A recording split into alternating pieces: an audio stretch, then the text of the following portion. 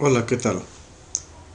El día de hoy vamos a trabajar con el círculo trigonométrico, representación de las funciones trigonométricas como segmentos e identidades trigonométricas.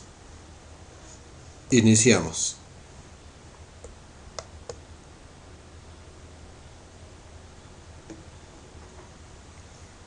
Círculo trigonométrico o círculo unitario e identidades trigonométricas. El círculo trigonométrico es un círculo que tiene su centro en el origen de un plano cartesiano, pero además el radio es igual a la unidad, como se muestra en la figura. Aquí tenemos una circunferencia que debe de cumplir dos requisitos para ser círculo trigonométrico. Para ser círculo trigonométrico, el centro debe estar en el origen de un plano cartesiano y además el radio, debe de tener de valor 1, es decir, es igual a la unidad. El radio por este lado también vale la unidad, así como a la izquierda, hacia abajo, en fin. El círculo trigonométrico es el que tiene centro en el origen y el radio es igual a la unidad. Ahora vamos a ver que apoyados en el círculo trigonométrico podemos encontrar a las funciones trigonométricas que están representadas como líneas en este círculo. Para lo cual vamos a considerar un ángulo en posición normal, un ángulo como teta, en el cual este es el lado inicial y este es el lado terminal. Bajando desde A en dirección del eje de las abscisas, esta vertical que intercepta a dicho eje en el punto B, vamos a obtener un triángulo como OAB, en el cual el cateto opuesto es el segmento AB, cateto adyacente al ángulo θ es el segmento OB y la hipotenusa es R, o un radio vector. Bajo estas condiciones podemos encontrar el seno del ángulo θ. El seno del ángulo θ es igual al cateto opuesto, que es el segmento B, aquí lo tenemos, entre la hipotenusa, es el segmento OA. Observa cómo el segmento AB no tiene una longitud definida. Por esa razón es que volvemos a escribir el cociente de AB entre el segmento OA. El segmento OA, como tú puedes observar, tiene la medida del radio. Por eso escribimos AB entre el radio, R. Como AB no tiene medida, pero el radio sí, por eso escribimos este cociente, el segmento AB entre 1, para que finalmente nos dé como resultado el segmento AB. Por lo tanto, podemos concluir diciendo que el seno está representado por el segmento AB y lo identificamos en el círculo trigonométrico.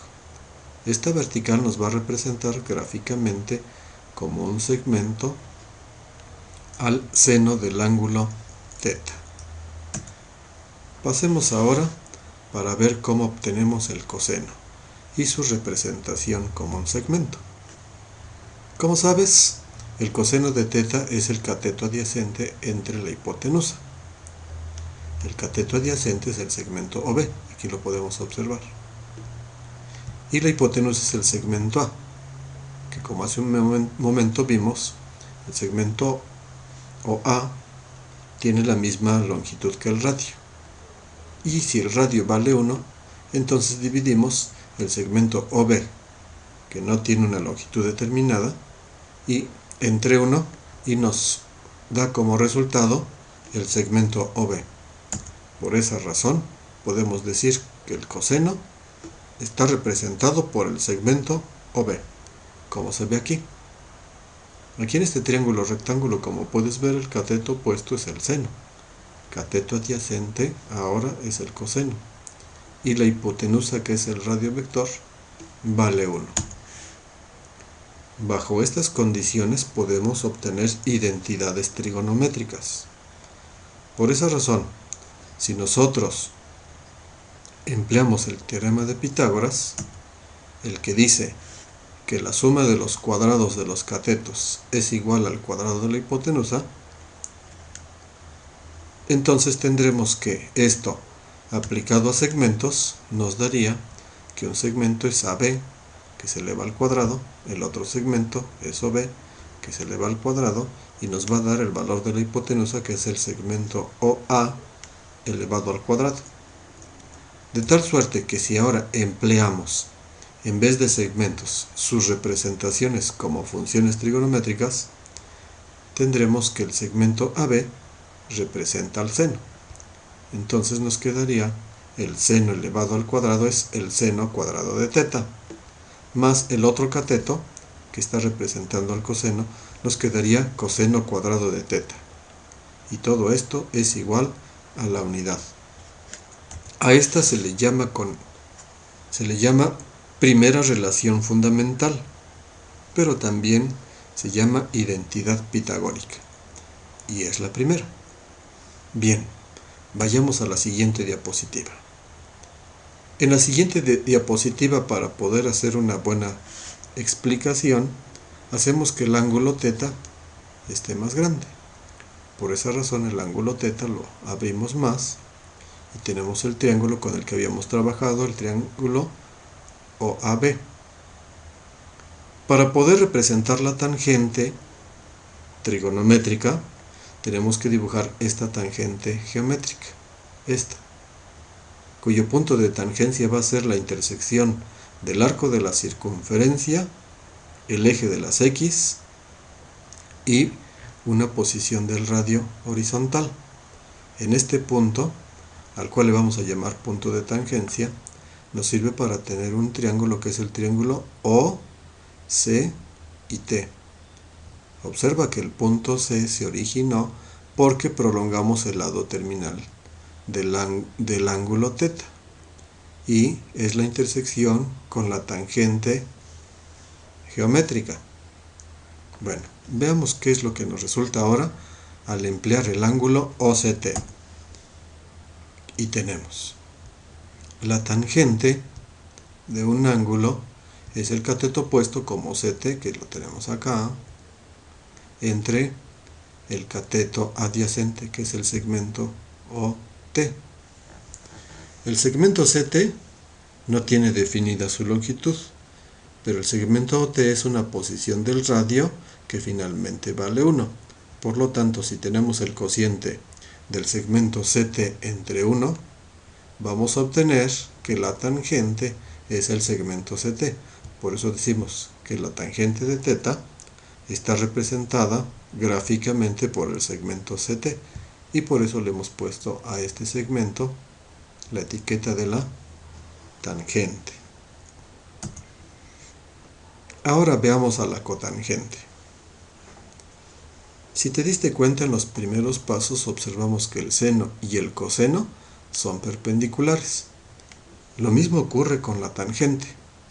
Aquí tenemos la tangente trigonométrica, esta es la tangente geométrica, y para poder localizar a la cotangente trazamos una tangente geométrica, pero ahora que sea perpendicular a la primera, por este punto que es D, que es el punto de tangencia y que es perpendicular al radio del círculo trigonométrico. ¿Sí? Como observas, es un punto común para arco de circunferencia y eje de las Y, así como la tangente geométrica horizontal. Dadas estas condiciones, vamos a tener el triángulo ODE. Y como puedes observar, este ángulo se va a reflejar aquí, en el vértice E. ¿Por qué se refleja aquí? Porque este ángulo y este son ángulos alternos internos, considerando que esta línea y esta línea son las paralelas y toda esta es la secante. Entonces el ángulo θ lo vamos a encontrar acá, como se puede ver en la siguiente figura. Mira, aquí está más claro, el ángulo θ es este, porque esta recta y esta recta son las paralelas y el lado terminal del ángulo viene a ser la secante. Bajo estas condiciones decimos que la cotangente de θ es la hipotenusa, que es el segmento, es el cateto adyacente entre cateto opuesto, como puedes observar. Cateto adyacente es el segmento DE y cateto opuesto es el segmento OD. Este es el opuesto a quién, al ángulo teta, y este es el adyacente a quién, al ángulo teta.